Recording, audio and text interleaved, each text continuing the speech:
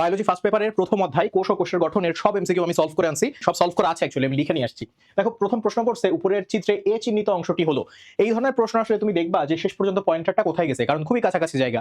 তুমি দেখতেছো মাঝখানে লাইন বরাবর যায়নি, তার আগে এসে থেমেছে। মাঝখানে যে লাইনটা, এটা কি নির্দেশ করছে বলো তো? মিডল ল্যামেলা বা মধ্য পর্দা, তাই না? এবং এই মিডল ল্যামেলা কিভাবে তৈরি হয়? সাইটোপ্লাজম থেকে আসা ফ্রাগমোপ্লাস্ট আর গলগি বডি থেকে আসা পেকটিন ভেসিকল একত্রে মিলে এই মধ্য পর্দা তৈরি হয়। এটা জেলির মতো থাকে কারণ এই জায়গাতে পেকটিক অ্যাসিড বেশি থাকে, তাই না? তাহলে তার পাশে যে অংশটা তৈরি হয়েছে, যেটা 1 থেকে 3 মাইক্রোমিটারের মতো সাইজের, এটার নাম কি? এটার নাম হচ্ছে প্রাথমিক প্রাচীর বা প্রাইমারি ওয়াল। তিনটা জিনিস দিয়ে তৈরি হয়, প্রচুর আসে পরীক্ষায়, সেলুলোজ, হেমিসেলুলোজ এবং গ্লাইকোপ্রোটিন। তারপরে কিছু কিছু কোষ যেমন ট্রাকিড এবং ফাইবার কোষে আরেকটা লেয়ার তৈরি হয়, আরো কয়েকটা লেয়ার তৈরি হয়, ঠিক যেমনটা এখানে লেয়ার তৈরি হয়েছে, এগুলোকে বলা হয় সেকেন্ডারি লেয়ার। এবং এই সেকেন্ডারি লেয়ার সেলুলোজ ও লিগনিন এগুলো মিলে তৈরি হয়, ঠিক আছে? আচ্ছা, তোমরা আমাকে বলো এখানে ক্রস লিঙ্ক হিসেবে কে কাজ করে, এটা এখনই আমাকে জানাও। আচ্ছা, এখানে দেখো এই যে প্লাজমোডেজমাটা আরেকটা অপশন, আমরা কিন্তু মধ্যপর্দা, প্রাইমারি, সেকেন্ডারি তিনটা অপশনই বিশ্লেষণ করে ফেলছি।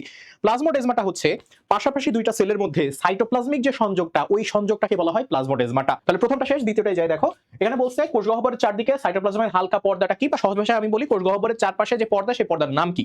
কোষ গহ্বরের মধ্যে জৈব অ্যাসিড থেকে খনিজ লবণ থেকে শুরু করে বিভিন্ন জিনিস প্রচুর পরিমাণে থাকে। সো এটার উপর যে পর্দাটা, সেই পর্দাটা প্রচুর প্রেসার বা স্ট্রেস নাই, ফলে এর টোন বেড়ে যায়। ওই টোন বেড়ে যায় বলে এইখান থেকে টনো শব্দটা আসছে। তাই কোষ গহ্বরের উপরে যে পর্দা, সেটার নাম হচ্ছে টোনোপ্লাস্ট, ঠিক আছে? সো সেই কারণে টোনোপ্লাস্ট মানে হচ্ছে মেমব্রেন হ্যাভিং টেনশন। বাকি অপশনগুলো দেখো, হায়ালোপ্লাজম, সাইটোপ্লাজমের মধ্যে যে অংশটা তরল সেটাকে বলা হয় হায়ালোপ্লাজম। আর দুইটা শব্দ আছে, একটোপ্লাজম, এন্ডোপ্লাজম। তুমি দেখো সাইটোপ্লাজমের মধ্যে বাইরের দিকের যে অংশটা একটু বেশি ঘন, সেই অংশটার নাম হচ্ছে একটোপ্লাজম। একটো মানে বাইরের দিকে, আর এন্ডো মানে ভেতরের দিকে। ভেতরের দিকে যে অংশটা সামান্য হালকা, এটাকে বলা হয় হচ্ছে এন্ডোপ্লাজম। সো এগুলো উত্তর না, উত্তরটা কোনটা বলো এখানে? আমার টোনোপ্লাস্ট। ওকে, পরটা দেখো, বলতেছে কোষের অভ্যন্তরে পিএইচ রক্ষা করে কোনটি? মানুষ বলে বোর্ড আর ম্যাট বা মেডিকেল অ্যাডমিশন টেস্ট আলাদা, অথচ এটা ম্যাটে আসছে আমার টাইমে, ম্যাট 21-এ, আবার এটা বোর্ডের কোশ্চেন 17 সালে আসছিল, আবার 22 সালেও আসছিল। তুমি দেখো আমি যদি প্রত্যেকটা সম্পর্কে এক এক করে পড়ি, প্রথমে সাইটোপ্লাজম সম্পর্কে পড়ি। সাইটোপ্লাজমের কাজগুলো কি? বিভিন্ন ক্ষুদ্রাঙ্গ ধারণ করা। তারপর কাজ কি? জৈবিক কাজ করা, রেচন যে বর্জ্য তৈরি হয় সেই বর্জ্যকে নিষ্কাশন করা, বিভিন্ন স্টিমুলেশনে হেল্প করা, সাইক্লোসিসের মাধ্যমে এই যে ক্ষুদ্রাঙ্গগুলোকে ধারণ করে সেইগুলোকে বিভিন্নভাবে ঘোরানো। কোন জায়গায় পিএইচ পরিবর্তনের কথা বা পিএইচ নিয়ন্ত্রণের কথা বলা হয় না, তাহলে সাইটোপ্লাজম না। গ্লাইঅক্সিজম, যেটা গ্লাইঅক্সিজম মনে রাখবা, যে স্নেহ বিপাকের যে এনজাইম বা ফ্যাট বিপাকের যে এনজাইম, সেই এনজাইমগুলো ধারণ করে। কোন কোন জায়গায় গ্লাইঅক্সিজম পাওয়া যায়? সূত্রাকার ছত্রাকে, ইস্টে, নিউরোস্পোরাতে এবং তেলবীজে। পরীক্ষায় আসতে পারে কোথায় পাওয়া যায়, বা প্রশ্ন আসতে পারে কোথায় পাওয়া যায় না। সো তিনটা অপশনের মধ্যে, চারটা অপশনের মধ্যে তিনটাই পাওয়া যায়, একটা পাওয়া যায় না, সেটা তোমার খুঁজে বের করতে হবে। এবং দেখো তারপরে আসছে নিউক্লিওপ্লাজম। সো নিউক্লিওপ্লাজম মানে কি? নিউক্লিয়াসের মধ্যে যে ম্যাট্রিক্সটা আছে ওইটাই নিউক্লিওপ্লাজম। ওর কাজ কি? ক্রোমাটিন এবং নিউক্লিওলাস যেটা আছে সেটাকে ধারণ করা এবং বিভিন্ন এনজাইমেটিক কাজ করে। বাকি থাকে হচ্ছে কোষ গহ্বর। এই যে কোষ গহ্বর, তার কাজগুলো আমি এখানে দেখো রেখে দিছি। প্রথমটাই বলছে কোষ গহ্বর কি ধারণ করবে? কোষের যত রস, সেই রস ধারণ করবে, প্রয়োজনীয় বর্জ্য পদার্থ ধারণ করবে, জৈব অ্যাসিড ধারণ করবে এবং পিএইচ কে রক্ষা করবে। ভেতরে যে পিএইচ, সেই পিএইচ কে রক্ষা করবে। সো এটা তো মাথায় থাকবে, পিএইচ রক্ষা করে তাহলে আমার কোষ গহ্বর। ওকে, এরপর আসে সাইটোপ্লাজমীয় নির্জীব বস্তু কারা? আমাদের বইতে নির্জীব বস্তু তিন ধরনের দেখানো হয়েছে। একটা হচ্ছে সঞ্চিত বস্তু, একটা হচ্ছে নিঃসৃত বস্তু, একটা হচ্ছে বর্জ্য। তো সঞ্চিতের মধ্যে তো আমরা কার্বোহাইড্রেট, প্রোটিন এবং লিপিড, আর নিঃসৃত বস্তুর মধ্যে হরমোন, পিগমেন্ট, এনজাইম এবং নেকটার। এপি হনে দিয়ে মনে রাখে।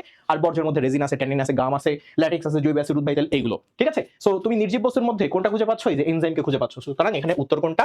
এনজাইম। বাকি অপশনগুলো একটু দেখো। ইডিওজোম, ইডিওজোম বা ইডিওসোম, যেটা মজার ব্যাপার, এখানে যে গলগি বডি আছে, নিশ্চয়ই এটা একটা লিভিং অর্গানালি, তাই না? এই যে গলগি বডি, এর তিনটা নাম আছে। একটা হচ্ছে ডিকটায়োসোম, একটা হচ্ছে ইডিওসোম, একটা হচ্ছে লাইপোকন্ড্রিয়া। সুতরাং এই ইডিওসোম যেটা, সেটা মূলত আমার গলগি বডিকে নির্দেশ করছে, ঠিক আছে? আর সেন্ট্রোজোম আছে। সো সেন্ট্রোজোমটা আমি একটুখানি দেখি, রাখো। এই যে আমরা ভেতরে দেখতে পাচ্ছি এই একটা সেন্ট্রিওল, এই একটা সেন্ট্রিওল, সেই সেন্ট্রিওলটা সেন্ট্রোস্ফিয়ার দিয়ে ঘেরা। এই সেন্ট্রিওল যখন সেন্ট্রোস্ফিয়ার দিয়ে ঘেরা, এককভাবে আমরা এটাকে বলছি হচ্ছে সেন্ট্রোসোম বা সেন্ট্রোজোম, ঠিক আছে? সেন্ট্রোজোমের মূল কাজ কি দেখো, দেওয়া আছে। মাকুতন্তু বা স্পিন্ডল ফাইবার তৈরি করে এই সেন্ট্রোসোম, ঠিক আছে, প্রাণী কোষের ক্ষেত্রে। তারপর কোনটা আসছে? এই যে সেল ডিভিশনে হেল্প করে কে বলো? এই সেন্ট্রোজোম। সিলিয়া ফ্লাজেলা তৈরি করে সেন্ট্রোজোম। সিলিয়া ফ্লাজেলার একটা গুরুত্বপূর্ণ জায়গা কোনটা? শুক্রাণুর লেজ। সুতরাং শুক্রাণুর লেজ তৈরিতে হেল্প করে এই সেন্ট্রোজোম। তোমরা আমাকে উত্তর দাও, শুক্রাণুর মাথা বা মূল যে অংশটা, সেই অংশটা তৈরিতে হেল্প করে কে? আরেকটা উত্তর দাও, শুক্রাণুর মাথার বা শুক্রাণুর দেহের কত অংশ জুড়ে নিউক্লিয়াস থাকে? ওকে, এরপর বলো, এরপর আসে হচ্ছে কোষের প্রোটিন ফ্যাক্টরি কোনটা? ভালো করে খেয়াল করে দেখো, এই জায়গাতে অনেকগুলো অপশন আছে, আমি একবার এক এক করে বলি। প্রথমেই হচ্ছে রাইবোজোম আসছে, তুমি নাম দেখে বুঝতে পারছো। রাইবোজোম যেটা, এটাকে বলা হয় সার্বজনীন অঙ্গ। কেন সার্বজনীন বলা হয়? কারণ এটা আদিকোষ, প্রকৃতকোষ সব জায়গাতে থাকে। আদিকোষে থাকে 70s রাইবোজোম, আর প্রকৃতকোষে থাকে 80s রাইবোজোম। এবার দেখো এই জায়গাতে ক্লোরোপ্লাস্ট, মাইটোকন্ড্রিয়া এবং নিউক্লিয়াস, এই জায়গাতেও ছোট ছোট রাইবোজোমের মতো কণিকা দেখা যায়। এটাকে বলা হয় রাইবোনিউক্লিয় প্রোটিন পার্টিকেল বা রাইবোনিউক্লিয় প্রোটিন কণা, আরএনপি। হ্যাঁ, এগুলো কিন্তু সামান্য পরিমাণে প্রোটিন তৈরি করে, এদেরকে ক্ষুদ্রাকার রাইবোজোম বলা হয়। আচ্ছা এবার দেখো এই যে এন্ডোপ্লাজমিক রেটিকুলাম বলেছে, এন্ডোপ্লাজমিক রেটিকুলাম কিন্তু দুই ধরনের। কিছু এন্ডোপ্লাজমিক রেটিকুলামের গায়ে ক্ষুদ্র ক্ষুদ্র আরএনএ লাগানো থাকে, এটাকে বলা হয় অমসৃণ এন্ডোপ্লাজমিক রেটিকুলাম বা আরইআর। আর যেগুলোর গায়ে লাগানো থাকে না কিছু, সেটাকে বলা হয় মসৃণ এন্ডোপ্লাজমিক রেটিকুলাম বা স্মুথ এন্ডোপ্লাজমিক রেটিকুলাম। এই ছাড়া এর গঠনগতভাবে তিনটা অংশ আছে, একটাকে বলা হয় সিস্টার্নি, একটাকে বলা হয় ভেসিকল, একটাকে বলা হয় টিউবিউল। একত্রে আমরা এটাকে কমনে মনে রাখতে পারি সিভিট দিয়ে, তাই না? আচ্ছা এখন একটা জিনিস মনে রাখবা, এই যে স্মল এন্ডোপ্লাজমিক রেটিকুলাম এইটা কিন্তু পরবর্তীতে গলগি বডিজ তৈরি করে, যে গলগি বডিজকে আবার বলা হয় কার্বোহাইড্রেট ফ্যাক্টরি। কি বলা হয় এটাকে? Carbohydrate factory. গলগি বডি কি করে? প্রোটিন মডিফিকেশন করে, প্রোটিন প্যাকেজিং করে, বা সহজ ভাষায় প্রোটিনকে সঞ্চয়ও করে থাকে। প্রোটিনকে কি করে? সঞ্চয়। তাহলে প্রোটিন তৈরি তো করতেছে না গলগি বডি, কে তৈরি করতেছে? দিন শেষে রাইবোজোম তৈরি করতেছে, তাই না? আচ্ছা এখানে আরেকটা অপশন আছে লাইসোজোম। লাইসোজোম সম্পর্কে কিছু বলি। বৃক্ক, আরবিসি এবং অন্ত্রের আবরণী কোষে লাইসোজোম সবচেয়ে বেশি থাকে। ভেতরে যে এনজাইমটা থাকে সেটা হচ্ছে হাইড্রোলাইটিক এনজাইম, এবং দেখো এইটা তৈরি হয় হচ্ছে এই এন্ডোপ্লাজমিক রেটিকুলাম থেকে। কোত্থেকে বলো? তাহলে লাইসোজোম কোত্থেকে তৈরি হয়েছে?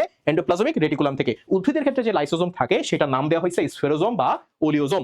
লাইসোজোমকে বলা হয় আত্মঘাতী থলিকা বা সুইসাইড স্কোয়াড, ঠিক আছে? এটা কি করে? নিজ কোষকে যখন ধ্বংস করে তখন সেটাকে অটোফ্যাগি বলে, তাই না?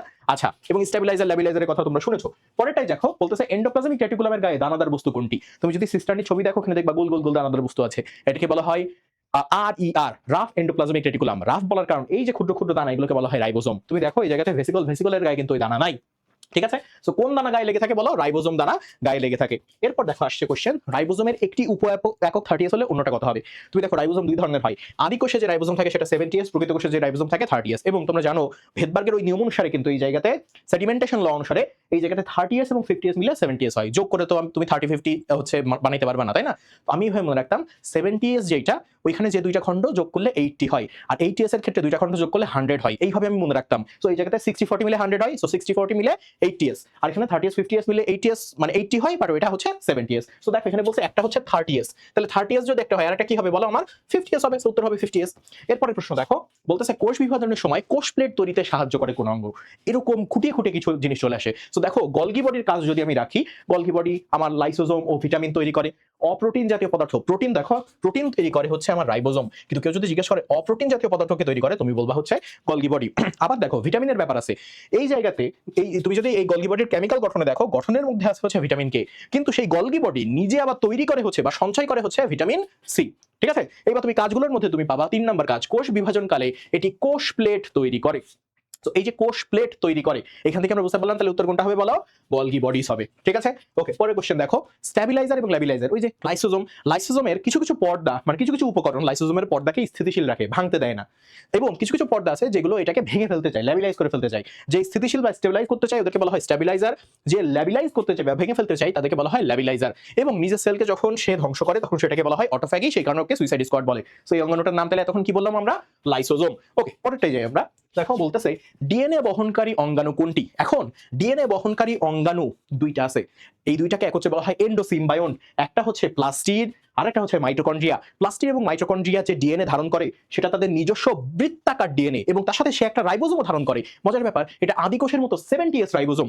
এখন একটা জিনিস জেনে রাখো, এটা বইতে আছে, সেটা হচ্ছে এই বৃত্তাকার ডিএনএ, বিশেষ করে এই মাইটোকন্ড্রিয়ার বৃত্তাকার ডিএনএ যখন মিউটেশন ঘটে তখন কিছু মাইটোকন্ড্রিয়াল ডিসঅর্ডার দেখা যায়। 100-র বেশি মাইটোকন্ড্রিয়াল ডিসঅর্ডার আছে, বাট তার মধ্যে সবচেয়ে পপুলার এবং সবচেয়ে কমন যে টার্মগুলো সেটা হচ্ছে পার্কিনসন, আলঝেইমার এবং টাইপ 1 ডায়াবেটিস। এখন একটা মজার জিনিস দেখো তোমাদের শেখায় এখানে। দেখো মায়ের 22 জোড়া অটোজোম এবং একটা সেক্স ক্রোমোজোম, বাবার ক্ষেত্রে 22 জোড়া অটোজোম এবং একটা সেক্স ক্রোমোজোম। বাবার ক্ষেত্রে সেটা এক্স এবং ওয়াই যে কোনো একটা হতে পারে। দুইটা সংযোগ মিলে 44টা অটোজোম এবং দেখো দুইটা সেক্স ক্রোমোজোম, সেটা এক্স ওয়াই এক্স এক্স, ছেলে মেয়ে যে কোনো কিছু হতে পারে। কিন্তু মাইটোকন্ড্রিয়ার মধ্যে যে ডিএনএ সেটা শুধুমাত্র সন্তানের দেহে আসে মায়ের কাছ থেকে। সেই কারণে মাঝে মাঝে যখন লাশ শনাক্তকরণ করা যায় না বা মাতৃত্ব মাঝে মাঝে হসপিটালে বাচ্চা সোয়াপ হয়ে যায় না, সো তখন কিন্তু এই মাইটোকন্ড্রিয়াল ডিএনএ আমরা চেক করে মাতৃত্ব যাচাই করতে পারি, ঠিক আছে? সো সেই কারণে তুমি বলতে পারো যে এই ডিজিজগুলো এটা অনেকটা মায়ের সাইড থেকে আসে, যদিও মিউটেশনের কারণে হয়, বাট মায়ের থাকলে প্রিডোমিনেন্টলি এই ডিজিজগুলো হতে পারে। এবং মাইটোকন্ড্রিয়ার মধ্যে কিন্তু অক্সিজোম দানা থাকে ভেতরের দিকে, তাই তো? সো এগুলো আমরা জানি। দেখো সামনের দিকে চলি আমরা। দেখো এনার্জি কারেন্সি বলতে কোন অঙ্গাণুকে বোঝানো হয়? মাইটোকন্ড্রিয়া। এটাকে বলা হয় পাওয়ার হাউস অফ সেল, এবং এক একটা সেলে প্রায় 300 থেকে 400 মাইটোকন্ড্রিয়া থাকে। লিভার যেখানে প্রচুর শক্তির প্রয়োজন, এখানে প্রত্যেকটা সেলে বা হেপাটোসাইটে প্রত্যেকটা সেলে 1000 করে মাইটোকন্ড্রিয়া থাকে। এবং দেখো শোষণের ক্রেবস চক্র বলো, ফ্যাটি অ্যাসিড চক্র বলো, অক্সিডেটিভ ফসফোরাইলেশন বলো, ইলেকট্রন ট্রান্সপোর্ট চেইন বলো, মেজর জায়গা যেখানে ক্রেবস চক্র সবচেয়ে বেশি এটিপি তৈরি হয় সবগুলো হয় হচ্ছে আমার মাইটোকন্ড্রিয়াতে। সুতরাং এই কারণেই আমার বলবো যদি কোনোটাকে আমরা এনার্জি কারেন্সি বলি কোনো অঙ্গাণুকে, সেটা হচ্ছে মাইটোকন্ড্রিয়া। আরেকটা প্রশ্ন আসে সেটা হচ্ছে অক্সিডেটিভ ফসফোরাইলেশন মাইটোকন্ড্রিয়াতে হয়, কিন্তু মাইটোকন্ড্রিয়ার কোথায় হয়? মনে রাখবা মাইটোকন্ড্রিয়ার যে ক্রিস্টি জায়গাটা আছে সেখানে হয়। মাইটোকন্ড্রিয়ার কাজের মধ্যে আরেকটা খুব গুরুত্বপূর্ণ কাজ হচ্ছে এটা ক্যালসিয়াম আয়নের ঘনত্ব রক্ষা করে, যেটা আমাদের দেহের জন্য বা হোমিওস্ট্যাসিসের জন্য খুব গুরুত্বপূর্ণ। এবং মাইটোকন্ড্রিয়া জেনেটিক ডেথ, যেটা ডেথ দুই রকম, নেক্রোসিস আর অ্যাপোপ্টোসিস। জেনেটিক ডেথ, যে একটা সেল কতদিন পর এমনি এমনি মারা যাবে ন্যাচারালি, এই অ্যাপোপ্টোসিস বা জেনেটিক নিয়ন্ত্রণ করে হচ্ছে মাইটোকন্ড্রিয়া। ওকে, এরপর আসছে নিচের কোনটিতে কোয়ান্টোসোম পাওয়া যায়। এই ছবিটা তুমি যদি একটু তাকাও, এই যে আমার থাইলাকয়েড আছে, এই থাইলাকয়েডের অপর নাম হচ্ছে কোয়ান্টোসোম। থাইলাকয়েডের অপর নাম কোয়ান্টোসোম। সো এই জায়গাতে যদি প্রশ্ন করে তাহলে প্লাস্টিড বা ক্লোরোপ্লাস্ট, যেটা এই ক্লোরোপ্লাস্টে কি আছে বলো আমার, কোয়ান্টোসোম বা থাইলাকয়েড আছে। অনেকগুলো থাইলাকয়েড স্তূপের মতো হয়ে, ঠিক আছে, কতগুলো 10 থেকে 100টা থাইলাকয়েড স্তূপের মতো হয়ে বড় যে স্তূপ তৈরি করলো, এটার নাম হচ্ছে গ্রানাম। এবং একটা প্লাস্টিড বা একটা ক্লোরোপ্লাস্টের মধ্যে 40 থেকে 60টা গ্রানাম থাকে। একটা গ্রানামের সাথে আরেকটা গ্রানাম, এই দেখো সংযোগ, এটাকে বলা হয় স্ট্রোমা ল্যামেলাম। ঠিক আছে, কি থাকে বলো, স্ট্রোমা ল্যামেলাম। আর ভেতরের যে তরলটা বা ম্যাট্রিক্সটা থাকে সেটাকে বলা হয় স্ট্রোমা। সেই স্ট্রোমা আবার ডিএনএ, আরএনএ, এবং আমরা একটু আগে বলেছিলাম প্লাস্টিডও কিন্তু বা ক্লোরোপ্লাস্টও কিন্তু 70s আর 70s যে রাইবোজোম সেটা ধারণ করে। সো এই স্ট্রোমার মধ্যেই 70s রাইবোজোম থাকে, মনে থাকবে। আচ্ছা, আরেকটা জিনিস জেনে রাখো, এই একমাত্র অঙ্গাণু যার 3টি আবরণ, বইতে আছে এটা সরাসরি, যে এর 3টা মেমব্রেন, 3টা প্রকোষ্ঠ, এবং প্রত্যেকটা অঙ্গাণুর মেমব্রেন ফসফোলিপিড দিয়ে তৈরি, কিন্তু এর মেমব্রেন ফসফোলিপিড না, গ্লাইকোসিল গ্লিসারাইড দিয়ে তৈরি। এই নামটা খুব ইম্পর্টেন্ট, এই নামটা আসতে পারে এমসিকিউতে, ঠিক আছে, গ্লাইকোসিল গ্লিসারাইড দিয়ে তৈরি। এবং দেখো আমি আরো যেহেতু মেমব্রেনের কথা উঠলো, এই যে রাইবোজোম, সাইটোস্কেলিটন এবং সেন্ট্রিওল, এদের কিন্তু কোনো আবরণই নাই। দেখো রাইবোজোম, সাইটোস্কেলিটন এবং সেন্ট্রিওল মুখস্থ করে ফেলো। আর এইগুলো লাইসোজোম, পেরিঅক্সিজোম, গ্লাইঅক্সিজোম, কোষগহ্বর, ভেসিকল, সবাই এক আবরণী বিশিষ্ট। বোঝা গেছে? তাহলে কে এক আবরণী, কার কোন আবরণী নাই, আর বাকিগুলো সব দ্বি আবরণী, একমাত্র এই হচ্ছে ত্রি আবরণী বা 3টা মেমব্রেন। ওকে, এরপর আসে হচ্ছে শক্তি রূপান্তরের সাথে জড়িত অঙ্গাণু কোনটা। তুমি দেখো সৌরশক্তিকে আমরা হুট করে রাসায়নিক শক্তিতে রূপান্তর করছি কিসের মাধ্যমে, ক্লোরোপ্লাস্টের মাধ্যমে। তাহলে ক্লোরোপ্লাস্ট যেটা, প্লাস্টিডের মধ্যে ক্লোরোপ্লাস্ট, তোমরা জানো প্লাস্টিড 3 ধরনের, ক্লোরোপ্লাস্ট, লিউকোপ্লাস্ট এবং ক্রোমোপ্লাস্ট। লিউকোপ্লাস্ট আবার 3 ধরনের, খাবারের উপর ভিত্তি করে, অ্যামাইলোপ্লাস্ট, ইলায়োপ্লাস্ট, অ্যালিউরোপ্লাস্ট। অ্যামাইলোপ্লাস্ট শ্বেতসার জাতীয় খাবার বা স্টার্চ জাতীয় খাবার, ইলায়োপ্লাস্ট স্নেহ জাতীয় খাবার, এবং অ্যালিউরোপ্লাস্ট প্রোটিন জাতীয় খাবারকে সঞ্চয় করে। আর ক্রোমোপ্লাস্ট যেটা, সেটা বিভিন্ন রং দেয়। ক্লোরোপ্লাস্ট একমাত্র যে সৌরশক্তিকে কি শক্তিতে বলো, রাসায়নিক শক্তিতে রূপান্তর করতে পারে, সেই জন্য এটাকে শক্তি রূপান্তরের অঙ্গাণু বলা হয়। আচ্ছা, প্লাস্টিড সম্পর্কে একটা জিনিস জেনে রাখো, যে প্লাস্টিড নাই কোথায় কোথায়, এটাও এমসিকিউতে আসে। ছত্রাকে প্লাস্টিড নাই, ব্যাকটেরিয়াতে প্লাস্টিড নাই, নীলাভ সবুজ শৈবালে প্লাস্টিড নাই, এবং প্রাণীকোষে প্লাস্টিড নাই। নীলাভ সবুজ কেন সবুজ দেখাই, এটার উত্তর আমাকে দিয়ে যাও। থাইলাকয়েডটা কোথার মধ্যে থাকে, এটা আমাকে উত্তর দিয়ে যাও। আচ্ছা, এরপর বলতে চাই কোষের মস্তিষ্ক বলা হয় কাকে। দেখো নিউক্লিয়াসকে বলা হয় কোষের মস্তিষ্ক, শুধু মস্তিষ্ক না, এটাকে বলা হয় কোষের প্রাণ কেন্দ্র, এটাকে বলা হয় কোষের কেন্দ্রিকা। এবং শুক্রাণুর, আমি প্রশ্নটা একটু আগে করছিলাম, শুক্রাণুর মাথার 90% শুধুমাত্র এই নিউক্লিয়াস। সাধারণ কোষে কিন্তু 10 to 15% এরিয়া জুড়ে নিউক্লিয়াস থাকে। ওকে, এখন কথা হচ্ছে এই নিউক্লিয়াস কি করে, আরএনএ ও প্রোটিন তৈরি করে। নিউক্লিয়াস কিন্তু ডিএনএ এর যে অনুলিপন, সেই অনুলিপনটারও নির্দেশ দেয়। ঠিক আছে, নিউক্লিয়াসের 4টা অংশ, এনভেলপ, নিউক্লিওপ্লাজম, নিউক্লিওলাস এবং নিউক্লিয়ার রেটিকুলাম। নিউক্লিওলাস যেটা, ওই যে কালো ডট যে বিন্দুটা, হ্যাঁ, ওটার কাজ কি, আরএনএ সংশ্লেষ, এবং ওইটা নিউক্লিওটাইডের ভান্ডার হিসেবে কাজ করে। আর এই যে নিউক্লিয়ার রেটিকুলাম, যেটা পরবর্তীতে ক্রোমাটিন তৈরি করে, সেটাই কিন্তু বংশগতি ধারক ও বাহক। ওকে, চলো এবার আমরা বলি যে সর্বপ্রথম ক্রোমোজোমকে আবিষ্কার করেন। কাহিনীটা এরকম যে কার্ল ডাঙ্গেলি সর্বপ্রথম সুতার মতো কিছু অংশ দেখেন, সেটাকে উনি ক্রোমোজোম প্রত্যক্ষ করেন, বাট নাম ক্রোমোজোম দেন নাই। ওইটাকে ওয়াল্টার ফ্লেমিং নামকরণ করেন হচ্ছে ক্রোমাটিন, এবং সেই কারণেই এই ক্রোমোজোমের আবিষ্কর্তা হিসেবে ওয়াল্টার ফ্লেমিংকেই বলা হয়। শুধু তাই না, এই ওয়াল্টার ওয়েলডিয়ার যিনি, উনি কিন্তু এই ক্রোমোজোম নামকরণ করেন, কিন্তু উনি নন, বরং এই ওয়াল্টার ফ্লেমিং যিনি, ওনাকেই বলা হয় হচ্ছে ক্রোমোজোমের আবিষ্কর্তা। এবং আরেকটা এক্সট্রা তথ্য পড়ে রাখো, এটা বইতে আছে তোমাদের, থিওডর পেইন্টার যিনি, ইনি মানবদেহে যে ক্রোমোজোম সংখ্যা 46 সেটা আবিষ্কার করেন। এবং 46 ক্রোমোজোম সংখ্যা আরেকটা কোন প্রাণীর আছে, সেটা হচ্ছে রেশম পোকার আছে, তাই না? সেখানে ওয়াল্টার ফ্লেমিং হচ্ছে উত্তর। কোনটিকে মাস্টার মলিকিউল বলা হয়, ডিএনএ। ডিএনএ কে মাস্টার মলিকিউল বলা হয়, ডিএনএ কে জীবনের আণবিক ভিত্তি বলা হয়। তাহলে প্রশ্ন হচ্ছে এখানে যে প্রোটিন আছে, প্রোটিনকে কি বলা হয়, প্রোটিনকে বলা হয় জীবনের ভাষা। ঠিক আছে, আরএনএ সম্পর্কে এরকম কিছু নাই, তবে ক্রোমোজোম যেটা, এটাকে বলা হয় বংশগতির ধারক ও বাহক। আবার ক্রোমোজোমের মধ্যে যে জিন থাকে, সেই জিনকে বলা হয় হচ্ছে জীবনের ব্লুপ্রিন্ট। আবার বলো জিন যেই জায়গাতে থাকে সেটার নাম কি, লোকাস। এটাও কিন্তু পরীক্ষায় আসতে পারে। ঠিক আছে, সো এটা মনে রাখো যে জিনকে বলা হয় জীবনের ব্লুপ্রিন্ট, আর জিন যেখানে থাকে ক্রোমোজোমে সেটাকে বলা হয় হচ্ছে লোকাস। ডিএনএ এর মনোমারকে কি বলা হয়, দেখো আমি পাশে দুইটা পেন্টোজ সুগার রাখছি, একটা হচ্ছে বিটা ডি রাইবোজ সুগার, একটা হচ্ছে বিটা ডিঅক্সি রাইবোজ সুগার। কেন এই জায়গাতে ডিঅক্সি বলা হয়েছে, ডিঅক্সি মানে একটা অক্সিজেন নাই। এই দেখো 2 নম্বর কার্বনের এই জায়গাতে রিং স্ট্রাকচারে এখানে একটা অক্সিজেন নাই, বাট এখানে অক্সিজেন আছে। এই যে ডিঅক্সি রাইবোজ সুগার, এটাই কিন্তু ডিএনএ তৈরিতে ব্যবহার করা হয়। আর বিটা ডি যে রাইবোজ সুগার, সেটা আরএনএ তৈরিতে ব্যবহার করা হয়। এখন তুমি জেনে রাখো, যে কোনো নিউক্লিক অ্যাসিড, সেটা হতে পারে ডিএনএ, হতে পারে আরএনএ, তার 3টা অংশ আছে। একটা হচ্ছে পেন্টোজ সুগার, একটা হচ্ছে নাইট্রোজেন বেস, আর একটা হচ্ছে ফসফরিক অ্যাসিড। 3 নাম্বারটা সবার ক্ষেত্রে কমন, কিন্তু পেন্টোজ সুগারের ক্ষেত্রে আমি একটু আগেই বললাম আরএনএ লাগে হচ্ছে বিটা ডি রাইবোজ সুগার, আর এই ডিএনএ লাগে হচ্ছে beta D deoxy ribose sugar. Nitrogen বেসের ক্ষেত্রে তুমি একটু খেয়াল করে দেখো, আরএনএ তে যে নাইট্রোজেন বেসগুলো আমরা পাই, পিউরিন এবং পাইরিডিমিন মিলিয়ে, পিউরিন কারা কারা মনে করে দেখো তো, অ্যাডিনিন এবং গুয়ানিন। পাইরিডিমিন কারা কারা, সাইটোসিন, ইউরাসিল, থায়ামিন, তাই না? আচ্ছা, এখন দেখো আরএনএ এর ক্ষেত্রে কিন্তু আমরা কি পাই না বলো, এই যে থায়ামিন, এই থায়ামিনটা পাই না। আরএনএ এর ক্ষেত্রে শুধু পাই আমরা অ্যাডিনিন, গুয়ানিন, এবং সাইটোসিনের পরে থায়ামিনের বদলে পাই ইউরাসিল। আর ডিএনএ এর ক্ষেত্রে আমরা অ্যাডিনিন, গুয়ানিন, থায়ামিন, সাইটোসিন, হ্যাঁ, এগুলো পাই। ঠিক আছে? সো এইগুলো দিয়ে কিন্তু আমার কি তৈরি হয়ে যাচ্ছে বলো, ডিএনএ তৈরি হয়ে যাচ্ছে। সুতরাং ডিএনএর মনোমার যদি কাউকে বলতে হয় সেটা হচ্ছে এই তিনটা মিলিয়ে যে নিউক্লিওটাইডটা তৈরি হচ্ছে সেটার নাম হচ্ছে ডিঅক্সিরাইবো নিউক্লিক অ্যাসিড বা ডিঅক্সিরাইবো নিউক্লিওটাইড। তুমি জেনে থাকবা পেন্টোজ সুগার এবং নাইট্রোজেন বেস মিলে যেটা হয় সেটা হচ্ছে নিউক্লিওসাইড। নিউক্লিওসাইড এর সাথে যখন এই ফসফরিক অ্যাসিড তুমি যুক্ত দিবা তখন সেটা হচ্ছে নিউক্লিওটাইড। সো ডিঅক্সিরাইবো নিউক্লিওটাইড হচ্ছে এর মনোমার। ওকে, বলতেছে এটিসি যদি ডিএনএ এর অনুক্রম হয় তাহলে এমআরএনএ এর অনুক্রম কোনটা হবে? দেখো হাইড্রোজেন বন্ড যেটা, হ্যাঁ, সেটা পিউরিন এবং পাইরিডিমিন বেজের মধ্যে হয়। পিউরিন পিউরিন হয় না, পাইরিডিমিন হয় না, পিউরিন এবং পাইরিডিমিন মধ্যে হইতে হবে। এবং দেখো এর সাথে টিরি হইতে হবে। পিউরিন কারা কারা লিখে দিছি, অ্যাডিনিন গুয়ানিন। আর পাইরিডিমিন কারা কারা, এর সাইটোসিন, থায়ামিন এবং ইউরাসিল। দেখো এই অ্যাডিনিন এবং থায়ামিন এর মধ্যে কিন্তু দুইটা হাইড্রোজেন বন্ড সবসময় কাজ করে, এবং সাইটোসিন এবং গুয়ানিন এর মধ্যে সবসময় তিনটা হাইড্রোজেন বন্ড কাজ করে। ঠিক আছে? আর যদি তুমি আরএনএ এর ক্ষেত্রে হিসাব করো তখন কিন্তু এই থায়ামিন কাজ করবে না, ফলে অ্যাডিনিনের সাথে তখন ইউরাসিল দুইটা হাইড্রোজেন বন্ডে যুক্ত হবে। ঠিক আছে? এখন তুমি যদি ডিএনএ ডাবল হেলিক্স দেখো তুমি দেখবা প্রত্যেকটা ঘূর্ণনে 10 জোড়া, 10 জোড়া কেন বলছে, এই একটা এই একটা। সো এই যে এটা আমরা বলবো এক জোড়া আরেক জোড়া, এরকম মোট 10 জোড়া বা 20টা মোনো নিউক্লিওটাইড থাকে। এবং এই 10 জোড়া মোনো নিউক্লিওটাইড হিসাব করলে আমি দেখবো 5টা এ ডাবল বন্ড টি, আর হচ্ছে 5 জোড়া এ ডাবল বন্ড টি, 5 জোড়া সি ট্রিপল বন্ড জি। তুমি যদি হিসাব করো 5 দুগুণে 10, 3 5 15, তার মানে 10 আর 15 মানে 25। প্রতিটা ঘূর্ণনে 25টা হাইড্রোজেন বন্ড থাকে। এটা একটা এমসিকিউ আসতে পারে। ঠিক আছে? সো এই জায়গাতে প্রশ্ন করছে হচ্ছে এটিসি। এটিসি তুমি চিন্তা করো এর সাথে কোনটা যুক্ত দিবা, টি, তাহলে টি বসাইলা। টির সাথে কোনটা যুক্ত দিবা, এ। আবার সির সাথে কোনটা যুক্ত দিবা, জি। তাহলে ডিএনএ যদি হইতো তাহলে এর পরিপূরক হইতো টিএজি, কিন্তু বলছে এটা এমআরএনএ এর ক্ষেত্রে। সো এমআরএনএ তে কোনটা থাকবে না, টি থাকবে না, তাই না? টির বদলে কি বসাবা, ইউ। তাহলে টির বদলে ইউ বসাই পাও ইউএজি। ঠিক আছে? আচ্ছা, ইউএজি কি সেটা আমাকে একটু বলো, যদি এখন ভিডিও দেখে থাকো বলো ইউএজি কি।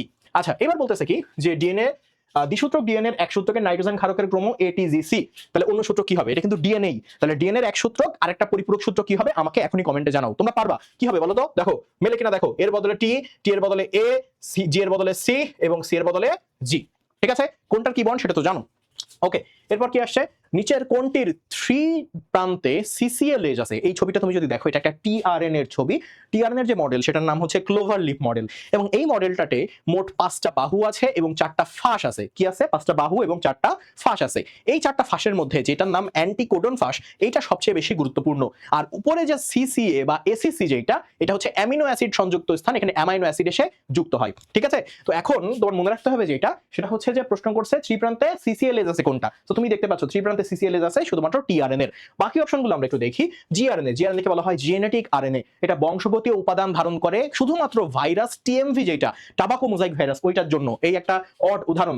আরআরএনএ মনে রাখবা, আরআরএনএ বা রাইবোজোমাল আরএনএ, আরএনএ এর মধ্যে সবচেয়ে বেশি পরিমাণে থাকে। 80 to 90% হচ্ছে আরআরএনএ। এমআরএনএ বা মেসেঞ্জার আরএনএ এ কি করে, এ নিউক্লিয়াস থেকে মেসেজ নিয়ে সাইটোপ্লাজমে গিয়ে রাইবোজোমের কাছে যায় যে কিভাবে ট্রান্সলেশন করে আমি প্রোটিন তৈরি করব। সো ও কার সহায়তা নেয়, টিআরএনএ এর সহায়তা নিয়ে প্রোটিনটা তৈরি করে। সো প্রত্যেকের কাজ আমরা মোটামুটি জেনে গেলাম। ঠিক আছে? আর টিআরএনএ যেটা, ওটা কি করে, ও অ্যামাইনো অ্যাসিডকে এমআরএনএ তে ট্রান্সফার করে। তার মানে টিআরএনএ নিয়ে আসে অ্যামাইনো অ্যাসিড, আর এমআরএনএ নিয়ে আসে কিভাবে অ্যামাইনো অ্যাসিড থেকে আমি প্রোটিন তৈরি করব। ঠিক আছে? এ নিয়ে যায় কাঁচামাল, এমআরএনএ নিয়ে যায় প্রসেস। আচ্ছা, এরপর আসছে ডিএনএ প্রতিলিপনের সময় হাইড্রোজেন বন্ধনী ভেঙে দেয় কোন এনজাইম। এখানে অনেকগুলো এনজাইমের নাম আছে, সবগুলো রেপ্লিকেশনে হেল্প করে। যেমন দেখো শুরুই হয় হচ্ছে ডিএনএ হেলিকেজ দিয়ে। হেলিকেজ অরিতে যায়, অরিজিন যেটা অরিতে গিয়ে প্রথমেই হাইড্রোজেন বন্ড ভেঙে রেপ্লিকেশন ফর্ক এইভাবে তৈরি করে ফেলে। ঠিক আছে? তাহলে হেলির কাজ কি বলো, রেপ্লিকেশন ফর্কের হাইড্রোজেন বন্ড ভেঙে ডাবল হেলিক্সকে খুলে দেওয়া। এরপরে আসে টোপোআইসোমারেজ। খুলে দেওয়ার সাথে সাথে ওই যে খুলে যাওয়া ডাবল হেলিক্স সেটা আবার বন্ধ হইতে চাই, সেই বন্ধ হওয়া বা রেপ্লিকেশন ফর্ককে আবার অতিমাত্রায় পেঁচানো বন্ধ করে কে বলো, আমার টোপোআইসোমারেজ। এবং টোপোআইসোমারেজ আদিকোষে থাকে না, আদিকোষে এই একই কাজ যে করে তার নাম হচ্ছে গাইরেজ। আদিকোষে এই কাজ যে করে তার নাম কি, gyrase. SSBP single strand binding protein, এটা কি করে, এটা পরিপূরক স্ট্র্যান্ডকে জোড়া লাগাইতে দেয় না। এই টোপোআইসোমারেজ প্যাচ লাগানো বন্ধ করলো, কিন্তু কিছুক্ষণ পর গিয়ে দেখে এই স্ট্যান্ডের পরিপূরক, বলে আসো আমরা হাইড্রোজেন বন্ড তৈরি করি। হাইড্রোজেন বন্ড তৈরি করতে দেয় না হচ্ছে এসএসবিপি। ও থেমে ও দুই স্ট্যান্ডে বসে হাইড্রোজেন বন্ড তৈরি বন্ধ করে দেয়। ওকে, এরপর আসে লাইগেজ। লাইগেজ থেকে লাগানো মনে রাখবা। সো ওকাজাকি খণ্ডকে পরিপূরক স্ট্যান্ডে যে লাগায় সেই হচ্ছে লাইগেজ। আর দুইটা পলিমারেজ আছে, এটা পরীক্ষায় খুব আসে। একটা হচ্ছে ডিএনএ পলিমারেজ 1, একটা ডিএনএ পলিমারেজ 2। 1 এর কাজটা দেখো, এটা প্রাইমারকে ডিএনএ দ্বারা প্রতিস্থাপন করে। 2 এর কাজ বেশি গুরুত্বপূর্ণ। 2 প্রথমত যেইটা আলাদা হইলো সেইটার একটা পরিপূরক স্ট্যান্ড তৈরি করে। আবার কোনো জায়গায় ভুল হইলো কিনা সেই প্রুফ রিডিংটা পরীক্ষায় এমসিকিউ আসে কিন্তু। ডিএনএ প্রুফ রিডিং কে করে, ডিএনএ পলিমারেজ 2। ওকে, ঠিক আছে। এরপর আসছে কি দেখো, আরএন থেকে প্রোটিন তৈরির প্রক্রিয়াকে কি বলে। সো আমরা জানি একটা ডিএনএ থেকে দুইটা ডিএনএ তৈরির প্রক্রিয়াকে আমরা বলি হচ্ছে রেপ্লিকেশন বা অনুলিপন। আর ডিএনএ থেকে আরএনএ বা এমআরএনএ তৈরির প্রক্রিয়াকে আমরা বলি হচ্ছে ট্রান্সক্রিপশন। ট্রান্সক্রিপশনটা উল্টো হয়, সেটাকে বলা হয় রিভার্স ট্রান্সক্রিপশন, যে জায়গাতে আরএনএ থেকে আমি ডিএনএ তৈরি করি এবং এইটা সাধারণত এইচআইভি এবং করোনা এই টাইপের রোগ পিসিআর এর মাধ্যমে আমরা যখন শনাক্ত করতে যাই তখন কাজে লাগে। এবং এমআরএনএ থেকে প্রোটিন তৈরির প্রক্রিয়াকে বলা হয় ট্রান্সলেশন। সেই প্রোটিন বিভিন্ন কাজ করে দেহের, এই পুরো প্রসেসটাকে বলা হয় central dogma of life. So যেখানে জিজ্ঞাসা করছে আরএনএ থেকে প্রোটিন তৈরির প্রক্রিয়া, সেটা কি বলো? ট্রান্সলেশন। ওকে, প্রি এমআরএনএ এর যে অংশে ট্রান্সলেশন হয় সেই অংশটার নাম কি? তুমি দেখো একটা প্রি এমআরএনএ যদি দেখো, এটা হচ্ছে ক্যাপ আর এটা হচ্ছে টেল। ক্যাপে থাকে 7টা গুয়ানিন, ঠিক আছে, 5 অংশের ক্যাপে থাকে হচ্ছে 7টা গুয়ানিন, আর টেইল অংশে থাকে অসংখ্য এ, সে কারণে এটাকে বলা হয় পলি এ টেইল, ঠিক আছে। এবং ভেতরের অংশে তুমি দেখবা এক্সন এবং ইন্ট্রন আছে। এক্সন যে অংশটা সেটাকে বলা হয় হচ্ছে কোডিং এরিয়া, এই জায়গাতেই ট্রান্সলেশন হয় কারণ এখানেই জেনেটিক ইনফরমেশন গুলো আছে। কিন্তু ইন্ট্রন যেটা সেটা হচ্ছে নন কোডিং এরিয়া, এখানে কোনো জেনেটিক ইনফরমেশন নাই। সেখানে আমাদের দেহের মধ্যে স্প্লিওজোম নামক একটা এনজাইম আছে, সে কি করে এই এক্সন এবং ইন্ট্রনকে কেটে কেটে ইন্ট্রন সব বাদ দিয়ে দেয়, পরে সব এক্সনগুলোকে কাজে লাগাই দেয়, অর্থাৎ যেটা কোডিং অঞ্চল সেগুলোকে রাখে, নন কোডিং অঞ্চল বাদ দিয়ে দেয়। সুতরাং যদি জিজ্ঞাসা করে কোন অংশে ট্রান্সলেশন হয় বা কোন অংশে জেনেটিক কোডটা আছে, সেটা হচ্ছে কোনটা বলো আমার? কোনটা বলো? এক্সনের মধ্যে। ওকে, পরে কোশ্চেন দেখো, নিচের কোনটি দ্বারা ট্রান্সলেশন শুরু হয়? তো ট্রান্সলেশন শুরু হয় একটা সূচন কোডন দিয়ে, এবং এই সূচন কোডনটার নাম হচ্ছে মেথিওনিন, যেটা AUG দিয়ে নির্ণয় করা হয়। তোমরা জানো সূচন কোডন AUG, আর মানে স্টপ কোডন কারা? ওয়া, ওয়াগ, উগা, তাই না? তিনটা ওয়া, তোমরা জানো তো এটা, তাই না? ওয়া, পরে আছে এটা ওয়া, উগা, ওয়াগ, তাই না? এই তিনটা হচ্ছে স্টপ কোডন। তো কি হয় দেখো, টিআরএনএ এই মেথিওনিনকে নিয়ে যখন রাইবোজোমে যায় তখনই কেবলমাত্র ট্রান্সলেশন শুরু হয়, এবং যেই টিআরএনএ এই মেথিওনিনকে নিয়ে যাইতে পারে সেই টিআরএনএ এর নাম দেওয়া হয় ইনিশিয়েটর টিআরএনএ। ওকে, এরপর কি বলছে দেখো, মানব জিনোমে মাত্র 2 ভাগ জিন বিভিন্ন বৈশিষ্ট্যে অংশগ্রহণ করে, বাকি 90% কোনো কাজে লাগে না। এগুলোকে বলা হয় জাঙ্ক জিন। কি বলা হয়? Junk DNA. জাঙ্ক ডিএনএ বলা হয়। শিম্পাঞ্জির সাথে মানুষের ডিএনএ এর মিল আছে 98%, শিম্পাঞ্জির সাথে গরিলার ডিএনএ এর মিল আছে 97%, মানুষের ডিএনএ এর মিল আছে 99.9%। এবং এখানে দেখো একটা একক আছে, একটু পরে এই প্রশ্নটা আমি জিজ্ঞাসা করবো তোমাকে। রেকন, এটা হচ্ছে রিকম্বিনেশন একক, পরীক্ষায় আসে এটা। মিউটন, এটা মিউটেশনের একক। রেপ্লিকন, রেপ্লিকেশনের একক। সবচেয়ে বেশি পরীক্ষা আসে লাস্টেরটা, কারণ এটার নামে মিল নাই। সিস্ট্রন, এটা হচ্ছে জিনের কার্যকর একক, জিনের কার্যের একক। এটাতে কি বোঝায়? যে জিনের যে কার্যকরী একক পলিপেপটাইড কি করে বলো? সংশ্লেষ করে। জিনের যে অংশটা পলিপেপটাইড সংশ্লেষ করে। তাহলে দেখো পরের কোশ্চেন করছে, এটা পরীক্ষায় আসা কোশ্চেন, যে জিনের যে কার্যকরী অংশ পলিপেপটাইড সংশ্লেষ করে সেটাকে কি বলে? আনসার করো, দেখো এই যে দ্রুত আনসার করো, কমেন্টে আনসার করো এখনই। আচ্ছা, এরপর বলো কোন কোডটির অ্যামিনো অ্যাসিডবাহী টিআরএনএ নাই? তো এই প্রশ্ন দেখে তোমার মাথা খারাপ হয়ে যাওয়ার কথা। আরে কি কাহিনী? মনে রাখবা যেগুলো স্টপ কোডন, যেগুলো কি কোডন? Stop codon. কারা কারা? এই যে ওয়া, উগা, ওয়াগ, এগুলোর বিপরীতে অ্যামিনো অ্যাসিড থাকে না। এগুলো থাকলে ট্রান্সলেশন বন্ধ হয়ে যায়, সেই কারণে এদের কি থাকে না বলো? কোনো বিপরীতে অ্যামিনো অ্যাসিড থাকে না। তুমি খুঁজে বের করবা এর মধ্যে কোনটা স্টপ কোডন। তুমি দেখতে পাচ্ছ এই যে স্টপ কোডন, ঠিক আছে। ওকে, এরপর কোশ্চেন করছে কে, নিচের কোনটি সেরিন অ্যামাইনো অ্যাসিডকে চিহ্নিত করে? এবার তো ঝামেলা, 64টা জেনেটিক কোড আমি কিভাবে মনে রাখবো? মনে রাখা তো আমি মোট 4টা জানি। একটা হচ্ছে স্টার্ট কোডন, যেটা মেথিওনিনকে নির্দেশ করে, আর 3টা হচ্ছে স্টপ কোডন। কিভাবে মনে রাখবো? 2টা উপায় বলে দিই, বিশেষ করে 2টা, এই সিরিন এবং প্রোলিন মনে রাখার ক্ষেত্রে। মনে রাখবা সিরিন একটা মেয়ে যে উঁচা ইউসিসি বিল্ডিং এ উঠে দেখলো ইউসিসির বদলে ইউসিজি লেখা। কি হইলো তাহলে? দেখো উঁচা ইউসিসি কোচিং সেন্টারের নাম শুনছো না? ইউসিসি বিল্ডিং এ উঠে দেখলো ইউসিসির বদলে ইউসিজি লেখা। তাহলে শিরিন তোমরা 4টা জেনেটিক কোড পেয়ে গেলা। এবার দেখো প্রোলিন সাসার ছাগল সিসিউতে ভর্তি, সাসা যে কি মারাম আছে সি। তাহলে দেখো সাসা, এই দেখো প্রোলিন সাসা সিসিএ সাসা, ছাগল সিসিজি ছাগল, ঠিক আছে। প্রোলিন সাসা ছাগল কোথায় ভর্তি? সিসিইউতে ভর্তি। তোমরা শোনো না হার্টের কোনো অসুখ হইলে সিসিইউতে ভর্তি করে, এমনিতে অসুখ হইলে আইসিইউতে ভর্তি করে, হার্টের অসুখ হইলে সিসিইউতে ভর্তি করে। সো করিম সাসা ছাগল সিসিইউতে ভর্তি, সিসিইউ কি মারা মারছে সিসিসি, ঠিক আছে।